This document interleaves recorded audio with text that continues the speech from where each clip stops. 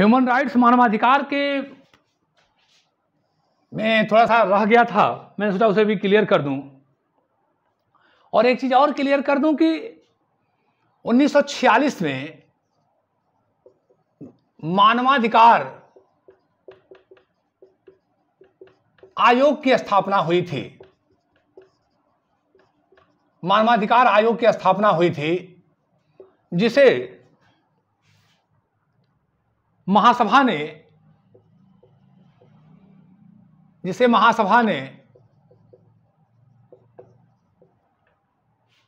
15 मार्च 2006 को 15 मार्च 2006 को मानवाधिकार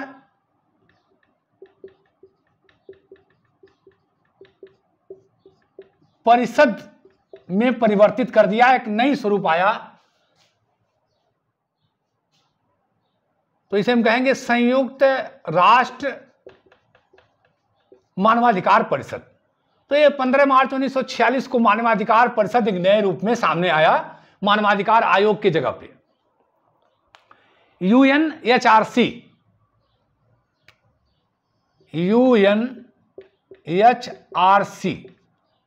United nation human rights council,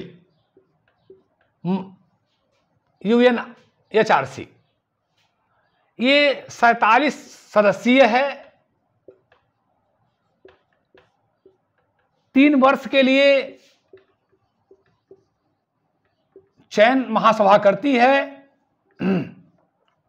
इनका चयन 3 वर्ष के लिए होता है, जिसका निर्वाचन महासभा करती है। उद्देश्य इनका है मानवाधिकारों की रक्षा पूरी दुनिया में। मानवाधिकारों की रक्षा पूरी दुनिया में करना इनका उद्देश्य है। इसका मुख्य कार्यालय, हेड ऑफिस जेनेवा में है, स्विट्जरलैंड जेनेवा में। और इसके बहुत सारे क्षेत्रीय ऑफिस भी हैं दुनिया में, अनेक देशों में। पूरी दुनिया में संयुक्त राष्ट्र मानवाधिकार परिषद UNHRC जो मानवाधिकार आयोग की जगह लिया, क्योंकि वो ठीक से प्रभावी रूप से काम नहीं कर पा रहा था। संक्षेप बात यही होगी, जब कोई नए स्वरूप में आता है तो निश्चित रूप से ऐसे लगता है कि पिछला ठीक स्वरूप नहीं है, नए रूप में लाया जाए, तो महासभा द्वारा लाया गया। अब मानवाधिकार परिषद, संयुक्त राष्ट्र मानवाधिकार परिषद, ये पूरी दुनिया में मानवाधिकारों के लिए अपनी जांच दल भेजती है, निरीक्षण परीक्षण करती है, जांच करवाती है, अपनी कमेटियां भेजती है, वहां पे अध्ययन करती है, उसकी रिपोर्ट महासभा को देती है, प्रतिवेदन अपना। और यदि महासभा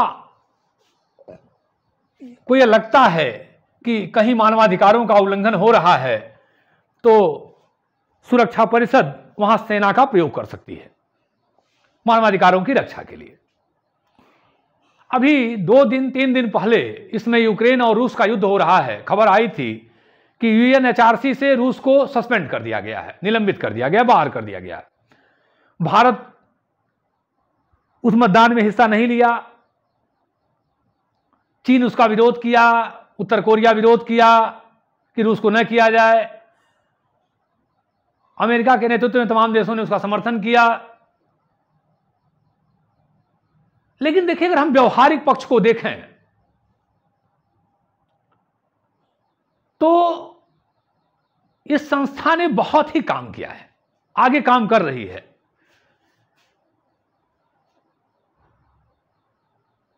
अब हम थोड़ी सी आलोचना की बात करेंगे। मानवाधिकार की जो आलोचना की जाती है, आलोचक कहते हैं कि वास्तव में यह केवल ये कोई दबावकारी नहीं है, बंधनकारी नहीं है,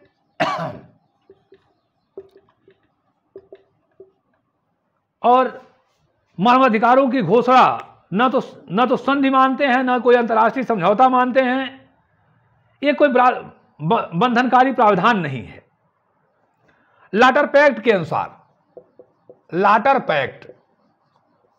पैक्ट के अनुसार यह केवल एक घोषणा है, यह केवल एक घोषणा है, यह केवल एक घोषणा है, यह महासभा का प्रस्ताव भी नहीं है, यह महासभा का प्रस्ताव भी नहीं है, यह महासभा का प्रस्ताव भी नहीं है।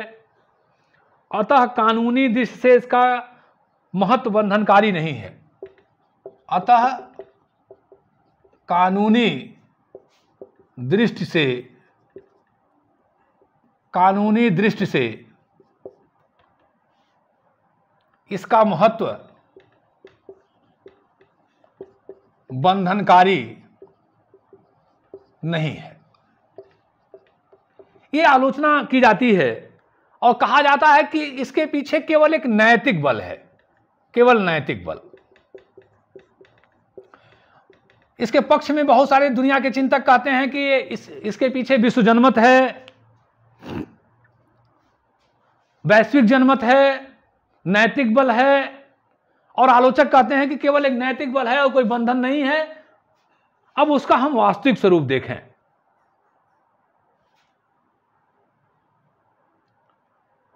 तो पामर और पाकिंस ने कहा है, पामर तथा पाकिंस,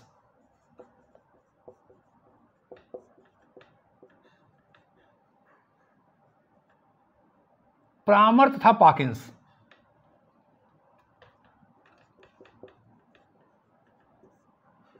पामर तथा पाकिंस के अनुसार विश्व के कुछ ही भागों में मानव अधिकार, विश्व के कुछ ही भागों में मानव अधिकार, विश्व के कुछ ही भागों में मानव अधिकार तथा आधारभूत स्वतंत्रताएं, आधारभूत स्वतंत्रताएं वास्तव में सुरक्षित हैं, वास्तव में सुरक्षित हैं, सुरक्षित हैं। अधिकांश क्षेत्रों में तो, अधिकांश क्षेत्रों में तो अभी इसका कोई अर्थ नहीं है, तो अभी इसका कोई अर्थ नहीं है। ये पामर और पाकिंस का मानना है कि विश्व के कुछ ही भागों में मानव अधिकार तथा आधारभूत स्वतंत्रताएं वास्तव में सुरक्षित हैं, अधिकांश क्षेत्रों में तो भी इसका कोई महत्व नहीं है। अगर हम निष्कर्ष की बात करें तो ये कहेंगे कि मानवाधिकारों का उल्लंघन पूरी दुनिया में हो रहा है, पूरी दुनिया के स्तर पर। कोई ऐसा देश नहीं है, अपवाद में बच सकता है, लेकिन जितनी महाशक्तियां बड़ी हैं सबके यहां मानवाधिकारों का उल्लंघन है। जो अपने आप को मानवाधिकारों का पुलिसमैन कहती हैं, रक्षक कहती हैं, मानवाधिकारों की बड़ी वकालत करती हैं। कोई दुनिया का देश बच जाएगा लेकिन कोई क्षेत्र नहीं बचेगा, कोई द्वीप महाद्वीप नहीं बचेगा, कोई परिवेश क्षेत्र नहीं बचेगा। अमेरिका में देखें तो वहां मानवाधिकारों का बहुत बड़ा पैमाने पर उल्लंघन है। अभी ट्रंप के शासनकाल में एक अश्वेत के ऊपर पुलिस बल ने जबरदस्ती सड़क पे पटका, फ्लाइट में वो टीवी रिपोर्ट देख रहा था, तो वहां बहुत बड़ा आरोप है अश्वेत लोगों का कि हमारे साथ मानवाधिकारों का उल्लंघन होता है। चीन में तो इतने आरोप लगते हैं मानवाधिकारों के उल्लंघन के कि वहां जरा सा भी विरोध की बात आपने सरकार से किया, व्यवस्था के किया, तो तरह तरह की यातनाएं, उन्हें मराना कटाना क्या क्या कर देते हैं। उत्तर कोरिया तो पूरी अमेरिका को चुनौती दे रहा, पूरी दुनिया को चुनौती दे रहा कि हम कुछ भी करेंगे, आप हमारा कुछ नहीं कर पाएंगे।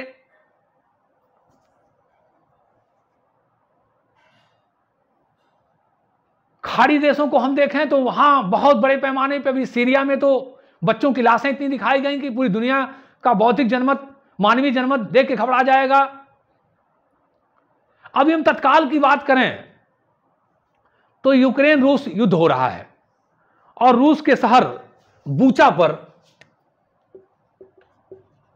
बूचा में मानवाधिकारों का बड़े पैमाने पर उल्लंघन है और UNHRC human rights, United nation human rights council, मानवाधिकार परिषद, संयुक्त राष्ट्र मानवाधिकार परिषद से रूस को बाहर कर दिया गया है। लाशें आ रही हैं, किसी का हाथ बंधा है, किसी का पैर कटा है, सड़कों पर टेलीविजन के माध्यम से दिखाई दे रहा है। क्या कर ले रहा है दुनिया का वैश्विक जनमत? सरेआम उल्लंघन है। नेपाल में हमने देखा, हमारा पड़ोसी देश है। पाकिस्तान में आप देखिए जिस तरह से वहां अल्पसंख्यकों का कत्लेआम हो रहा है। अफगानिस्तान में दुनिया ने देखा जिस तरह से अल्पसंख्यक और महिलाओं पर अत्याचार है। तो वास्तव में हम देखें तो मानवाधिकार का विषय उन्हीं के साथ है जहां बड़ी महाशक्तियों का हित है और जो कमजोर हैं। अमेरिका ने इराक पर एक आरोप लगाया तत्कालीन शासक सद्दाम हुसैन पर कि ये मानवाधिकारों का उल्लंघन किए, कुर्दों पर अत्याचार किए, तमाम जैविक हथियार बना रहे हैं, रासायनिक हथियार बना रहे हैं, वहां की सत्ता पलट किया, उनको पकड़ा, फांसी पे चढ़ाया। कभी संयुक्त राष्ट्र संघ ने समर्थन किया, कभी नहीं किया। लेकिन वो अमेरिका नेपाल में नहीं कुछ बोल पाया, वो अमेरिका उत्तर कोरिया में नहीं कुछ बोल पाया। उत्तर कोरिया तो पहले ही सीने चढ़ा हुआ अमेरिका के कि हम तो तैयार हैं युद्ध के लिए। तो आज अमेरिका सिट्टी पिट्टी गायब है। आज यूक्रेन में मानवाधिकारों का बड़े पैमाने पर उल्लंघन की खबरें आ रही हैं टेलीविजन के माध्यम से। मैंने जाके देखा नहीं है, लेकिन क्या कर पा रहा है कोई? क्योंकि संयुक्त राष्ट्र संघ में जो वीटो पावर प्राप्त देश हैं 5, अमेरिका, रूस, फ्रांस, ब्रिटेन और चीन, उनके खिलाफ कोई प्रस्ताव लाया नहीं जा सकता है कार्रवाई का। सैनिक, उन्हें वीटो पावर प्राप्त है। UNHRC से बाहर क्या कर लेंगे आप रूस का? तो ये मानवाधिकारों का मुद्दा सिर्फ उन्हीं के साथ है जो कमजोर हैं, जहां महाशक्तियों का हित है। नहीं तो पूरी दुनिया पे इसका कोई बहुत निष्पक्ष ढंग से ये हो नहीं पा रहा है। होना चाहिए लेकिन हो नहीं पा रहा है। हमारे यहाँ गोस्वामी जी ने कहा है कि समर्थ के नहीं दोष को साई, तो सामर्थ्यवान ऐसा कोई दोष नहीं होता है। आज रूस यूक्रेन में मानवाधिकारों का उल्लंघन कर रहा है। बच्चों के साथ, महिलाओं के साथ दुराचार, उनकी हत्याएं, क्या क्या घटनाएं, अस्पतालों को नहीं छोड़ा जा रहा है, बम से उड़ाए जा रहे हैं। ये अंतर्राष्ट्रीय संधियों का उल्लंघन है, मानवाधिकारों का उल्लंघन है, युद्ध के नियमों का उल्लंघन है। क्या कर पा रहे हैं? और नहीं तो उसी में तमाम पश्चिमी और विशेष करके अमेरिका और तमाम यूरोपियन देशों के अपने अपने हित साधने में लगे हैं। वो खुद नहीं चाह रहे हैं युद्ध समाप्त हो। युद्ध चलेगा तो अमेरिका के हथियार कंपनियों का शेयर बढ़ रहा है, जिस तरह से आप देख ही रहे हैं। अमेरिका कर्जा भी दे रहा है, युद्ध के लिए वाहवाही भी कर रहा है। युद्ध बंद न हो, इससे भी उसको फायदा है। तो क्यों चाहेगा युद्ध बंद हो मानवाधिकारों का उल्लंघन? और पूरी दुनिया कर ही क्या पा रही है रूस का? तो वास्तव में मानवाधिकारों का उल्लंघन पूरी दुनिया में हो रहा है। इसे रोकना होगा, बंद करना होगा। वैश्विक जनमत को इसके लिए आगे आना होगा। शक्तिशाली देशों को ईमानदारी बरतनी होगी, नहीं तो यह विश्व मानवता के लिए बहुत बड़ा खतरा है। जैसा कि प्रथम विश्व युद्ध के बाद स्पष्ट रूप से देखा गया कि हिटलर ने, मुसोलिनी ने, तमाम ऐसे तानाशाही सरकारों ने लोकतंत्र के साथ खतरा पैदा किया, मानवाधिकारों के साथ खतरा पैदा किया और पूरी दुनिया को युद्ध के आग में झोंका। तो इससे बचना होगा और मानवाधिकारों की रक्षा करनी होगी। जय हिंद।